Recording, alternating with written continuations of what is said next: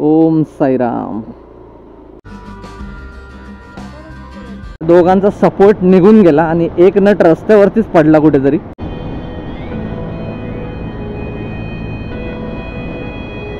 Bike रायडर्सना थोडासा issue होऊ शकतो कसारा घाटामध्ये. आपल्या महाराष्ट्रातलं सर्वात उंच शिखर कळसूबाई. सुप्रभात मित्रांनो, मी आहे मनीष बानन. स्वागत आहे तुमचं आपल्या यूट्यूब चॅनलवर ज्याचं नाव आहे रॉक्स टुरिझम. तर मित्रांनो, जसं की तुम्हाला माहिती आहे, मागेच मी आंबोलीची सिरीज कंप्लीट केली आणि ती झाल्या लगेचच आपण एका नव्या सिरीजची सुरुवात करतोय. ती असणार आहे भंडारदराला. आणि ह्या सिरीजमध्ये पण तुम्हाला नवनवीन एपिसोड्स बघायला भेटणार आहेत. आणि भंडारदराला एका दिवसामध्ये जाऊन तुम्ही कुठले कुठले स्पॉट्स व्हिजिट करू शकता, त्या स्पॉट व्हिजिट करायला तुम्हाला किती वेळ लागेल आणि एका दिवसात तुम्ही भंडारदरा व्हिजिट करू शकता की नाही, या सगळ्या गोष्टींची मी तुम्हाला माहिती देणार आहे. त्यामुळे ही संपूर्ण सिरीज नक्की आवर्जून बघा.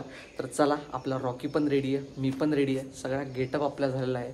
मान्सून सिरीज आपली अजून संपत नाही आहे, मान्सून अजूनही आहे आणि त्यामुळेच आपण हा भंडारदरा प्लॅन केला आहे. तर व्हिडिओच्या शेवटपर्यंत बघून राहा.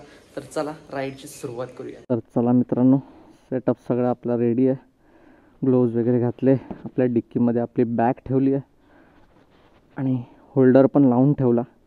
मध्ये आपल्याला कधी गरज लागलीच तर आपण मोबाईलचा वापर करूयात. टाईम बघू शकता, 5:29. 5:30 वाजले सकाळचे. आणि आता नव्या राईडची मी सुरुवात करतो आहे. ट्रिप मीटर करूयात आपण 0, ट्रिप 2 सेट 0. तर चला निघूयात. गणपती बाप्पा मोरया, मंगलमूर्ती मोरया. ही बघा आपली फॉग लाईट, ही आपली अप्पर लाईट, एकदम जबरदस्त फोकस. चला, ओम साईराम. टाईम बघू शकता, 5:58. जवळपास अर्ध्या तासाची राईड आता होत येते आपली. आणि आपण आता कल्याणच्या रांजनोली नाक्याजवळ चाललो आहे, कारण आपल्याला तिकडूनच राईट टर्न मारून सरळ आपल्याला कसारा घाटातून पुढे होत जायचं आहे इगतपुरी. आणि इगतपुरीनंतर आपल्याला तिकडून पुढे घोटी बुद्रुकच्या रस्त्याने भंडारदरा फाट्याजवळून भंडारदरामध्ये प्रवेश करायचा आहे. तर असा हा आपला आजचा रूट आहे. तो तुम्हाला मी इन शॉर्ट सांगून टाकला. तर मी पूर्ण म्हणजे 5:30 पासून करणार होतो मोटोलॉग, पण प्रॉब्लेम हाच होता ना की उल्हासनगर विठ्ठलवाडी इकडे जे खड्डे आहेत ना मित्रांनो, म्हणजे पार म्हणजे वाट लावून टाकतात. मोबाईल होल्डर पण माझा निघून जाईल असे खड्डे आहेत. तर त्याच्यामुळे मी तिकडे काय मोटोलॉग केला नाही. आत्ता कसं आपल्याला मस्त हायवे बघायला भेटेल, थोडी मस्त ओव्हरटेकिंग आणि सगळ्या गोष्टी एन्जॉय करायला भेटेल, त्यामुळे इकडून मोटोलॉगिंग चालू केली. तर आता हा बघा, हा आपण राईड घेतला रांजनोली जवळना. तोच जर आपण मागून सरळ गेलो असतो ना, तर सरळ जाणार होतो आपण गुजरात साईडला, जो की भिवंडी वाडा सरळ पालघर होत पुढे गुजरात साईडला भेटतो. तर तो सरळचा रस्ता. आणि तोच जर आपण लेफ्ट मारून गेलो असतो तर आपण गेलो असतो ठाणा साईडला. ठाणा बोरिवली ही साईड इकडनं आहे. म्हणजे हा रांजनोली नाका एक असा महत्त्वाचा पॉईंट आहे जिथून आपल्याला सगळीकडे जाण्याचे रस्ते भेटतात. सकाळ सकाळ ना ट्रॅफिक नसते ना, यामुळे या टायमाला निघावं लागतं, नाहीतर मग आपल्याला खूप लेट होणार.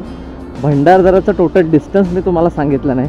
माझ्या घरापासून भंडारदरा हे टोटल डिस्टन्स आहे 160 किलोमीटर. आणि जवळपास हे 160 किलोमीटर आपल्याला क्रॉस करण्यासाठी 4 ते 4.5 तासाचा टाईम जातोच. 3.5-4 जर आपण कंटिन्युअस गेलो तर 4 तासामध्ये पोचून जाऊ, पण आपण ब्रेक्स वगैरे छोटे मोठे घेत राहतो. त्यामुळे माझा असा अंदाज की आपण 4.5 तासामध्ये आरामात पोचून जाऊ. आणि सध्या पाऊस जास्त नाही वाटत आहे. आज पण आकाश बघा निरभ्र झाले, पण ठीक आहे, पाऊस कधीही येऊ शकतो. त्यामुळे मी रेनकोट वगैरे सगळं वेअर करून घेतलंच आहे. आपण सांगू नाही शकत पावसाची लक्षणं. अजून काय आपण मॅप वगैरे लावला नाही आहे भंडारदरासाठी, कारण त्याची काय आपल्याला गरज भासत नाही आहे सध्या. पण जेव्हा तो घोटी बुद्रुकचा टर्न येईल किंवा त्याच्या पुढून थोडंसं, तेव्हा भंडारदरा नाका पण लागतो. तर त्यावेळेला आपल्याला राईट टर्न मारायचा आणि त्यावेळेला माझ्या मते आपल्याला मॅपची गरज लागेल. आणि आपण मित्रांनो जसं वाशिंद क्रॉस करतो ना, तसे आपल्याला एकदम जबरदस्त रोड लागायला सुरुवात होते. कारण हे पडघापर्यंत जे रस्ते आहेत ना, ते एवढे खास नाही आहेत. मध्ये मध्ये असे खराब पॅचेस आपल्याला भेटतातच. पण तेच आपण वाशिंदच्या पुढे गेलो ना, कसारा साईड फुल जबरदस्त. मग आपल्याला कसारा घाटातून पुढे होत जायचं आहे.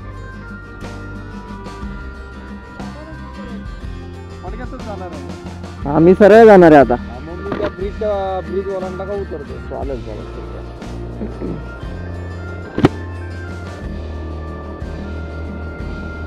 चला मित्रांनो, पोलीस काकांना आपण दिली आहे लिफ्ट.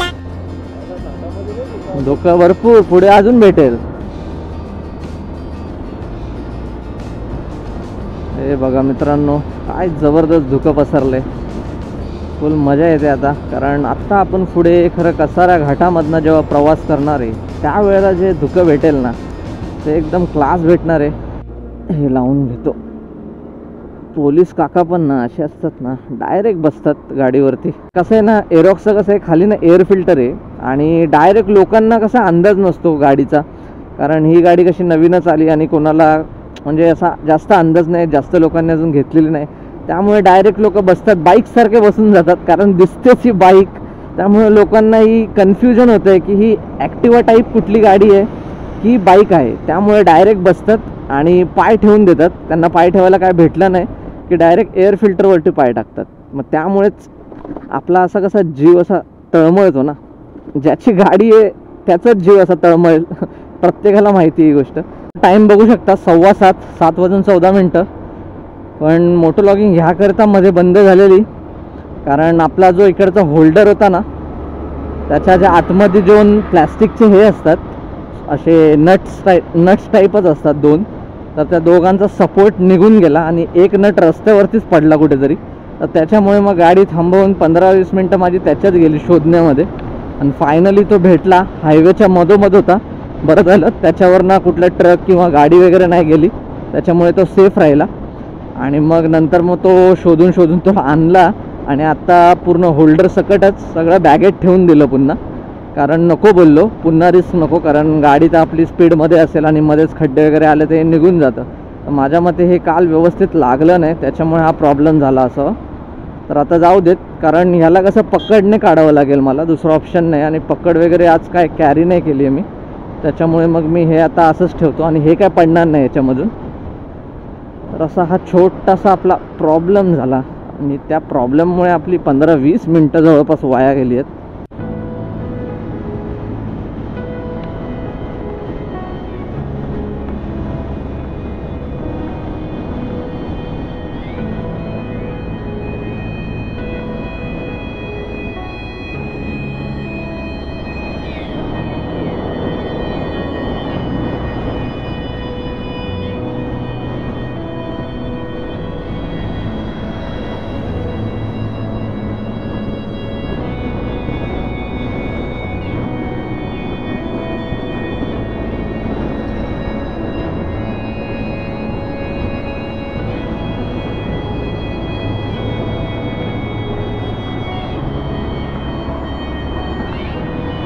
Welcome to Kasara.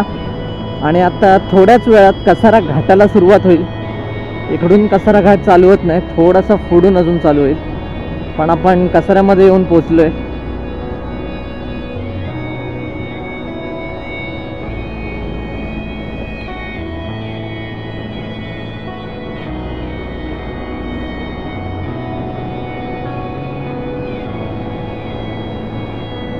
हे बघा, हे आहेत कसारा घाटाच्या खालचे ढाबे.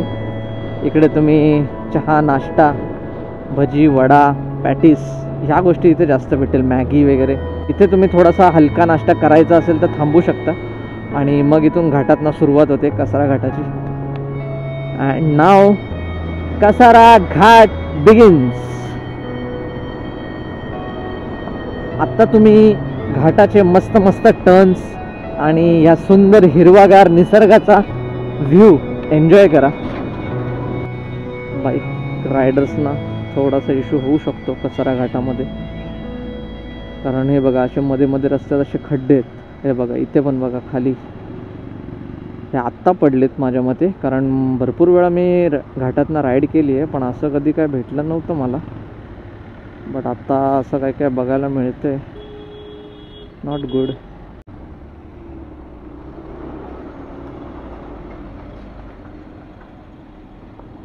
मला बघा गाडी कुठनं काढावी लागते, थोडा खराब पॅचमधनं, कारण ट्रकांनीच ना पूर्ण रस्ता वेढून घेतला आहे. आपल्याला जायला जागाच नाही ठेवली. आत्ता कुठे मला रस्ता मिळाला चांगला गॅप मारायला, बाहेरूनच काढूयात. बघितला. आता इथून पुढे पूर्ण रस्ता खाली आहे. स्कॉर्पिओवाला बघा काय जबरदस्त गॅप काढत चाललाय, ऐकतच नाही तो. तो बघा कुठून गेला बघा. आई शपथ, मला काय वाटतंय मी बाईक चालवतोय का काय. खतरनाक कट मारतोय यार तो, डेंजर आहे भाई. आणि हे बघा हे असे रॉंग साइडर. आता चालवतोय बघा कुठून गाडीला, काहीच गरज नाही तिकडून न्यायची. ओव्हरटेकिंग लेन आहे पूर्ण. कसारा घाट एवढा बिझी मला कधीच मिळाला नव्हता. आज बघा पूर्ण नुसता चक्का जाम, इकडून तिकडून जॅम जॅम, बस नुसता गॅप काढत चालले. आणि हा बघा फोर्डवाला नंबर 1 MH19 CU1. आणि भाईचा हॉर्न बघितला का तुम्ही, ॲम्ब्युलन्स पोलिसांचा हॉर्न असतो ना तसा त्याचा हॉर्न होता. आणि इकडून मित्रांनो कसारा इगतपुरीची व्हॅली दिसते, कॅमल व्हॅली ज्याचं नाव आहे. आणि इकडून व्ह्यू खरंच खूप सुंदर दिसतो. आणि आता आपण थोड्याच वेळात इगतपुरीला पण पोहोचू. Welcome to Igatpuri. महामार्ग पोलीस केंद्र घोटी, इथेच इगतपुरीची हद्द चालू होते. आणि इकडून तुम्ही आत इगतपुरीसाठी जाऊ शकता. इकडून पूर्ण इगतपुरीचा एरिया आहे, खूप मोठा आहे. आणि तिकडे तुम्ही पॅगोडा वगैरे पण आहे, मस्त मस्त गोष्टी आहेत. तर मित्रांनो पोचलो आहे घोटी बुद्रुक जवळ. आणि हाच आहे आपला भंडारदराचा रस्ता. इकडूनच आलो सरळ. आता इकडून आपल्याला सरळ जायचं आहे भंडारदरा टुरिझम याच रस्त्याने सरळ. इकडून जवळपास डिस्टन्स असेल 35 किलोमीटर भंडारदरा. इथे थोडासा मिसळपाव वगैरे खाऊयात. घोटीची फेमस मिसळ इकडे समोरच भेटते. थोडा खाऊन पिऊन भंडारदराकडे निघूया. नाश्ता झालाय मस्त भरपेट. या अन्नपूर्णाच्याच इकडे मी मिसळ वगैरे खाल्ली. तर घोटीची एक फेमस मिसळ मस्त होती, चांगलीच अशी तडाखेदार, एकदम झणझणीत मस्त होती. आणि खरंच खूप चांगली टेस्ट होती. मस्त थोडी तिखट वगैरे बनवतात, त्याच्यामुळे खायला पण खरंच खूप मजा आली. चहा घेतला, चहा पण एकदम टेस्टी. आणि ना इकडे मावा केक्स भेटतात, ते तुम्ही नक्की ट्राय करा. जर घोटी बुद्रुक साईडला येत असाल ना तर मावा केक्सची त्यांनी पाकिटं ठेवली आहेत बघा विकायला या अन्नपूर्णा हॉटेलजवळ. तर खरंच खूप मस्त आहेत ते केक्स. 70 रुपयाचं एक मोठं पाकिट आहे, 70-80 समथिंग आहे. तर मग त्याच्यातनं टोटल 12 केक्स असतात छोटे छोटे. मस्तच यार खरंच, म्हणजे अति गोड नाही आहेत, एकदम मस्त. नाही तर काय काय केक्स असे असतात महाग पण असतात आणि खूप गोड पण बनवतात, मग मजा येत नाही खायला चहावर वगैरे. पण हे खरंच डिसेंट होते, मजा आली. आणि इकडूनच मित्रांनो जाता येतं ते म्हणजे आपल्या महाराष्ट्रातलं सर्वात उंच शिखर कळसूबाई, ते याच साईडला आहे. आता आपण थोडा पुढे गेलं की तिकडून कळसूबाईचा ट्रेक पण चालू होतो.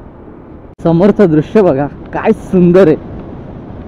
कारण ही जी तुम्हाला नदी दिसते ना त्या नदीचं नाव आहे दारणा नदी, दारणा रिवर. सुंदर, वाव. समोर बघा काय सुंदर. आणि तिकडे बघा टनल दिसत आहेत 2. ते आहे, तो पूर्ण आहे ना तो समृद्धी महामार्ग आहे का, कारण तो नाशिक वगैरे होऊन जातो ना तो हाच समृद्धी महामार्ग. जबरदस्त. आणि आपल्याला जायचं आहे इकडून, कारण इकडे आहे भंडारदरा. नाही तर आता मी सरळ गेलो असतो सिन्नर साईडला. हे बघा इथून भंडारदरा 25, राजूर 38 आणि Akole 55 kilometre. Beautiful man, beautiful.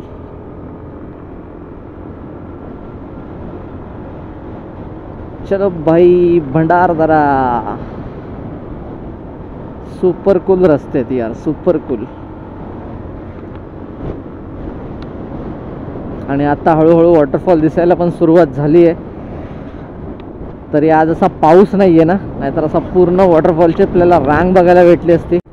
आणि हा बघा घाटाघाटाचा रस्ता आता चालू झाला आहे.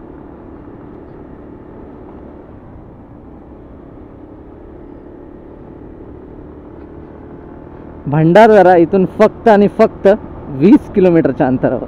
आणि मित्रांनो हे जे भंडारदराचे रस्ते आहेत ना, एकदा का तुम्ही घोटी बुद्रुक क्रॉस केलं ना असे सुमसाम रस्ते भेटतील तुम्हाला. आणि इथे रस्त्यांचं स्पीड लिमिट आहे जवळपास 80 km/h. म्हणजे तुम्ही विचार करू शकता किती जबरदस्त रस्ते ते. सुंदर यार, वाव. एकच नंबर यार, एकच नंबर. आणि तिकडे बघा दूर डोंगरावरती बघा कशा लाईनीत पवनचक्क्या बांधलेल्या आहेत, जबरदस्त यार. आणि त्यांच्या खाली ना असे ढग तयार झालेत.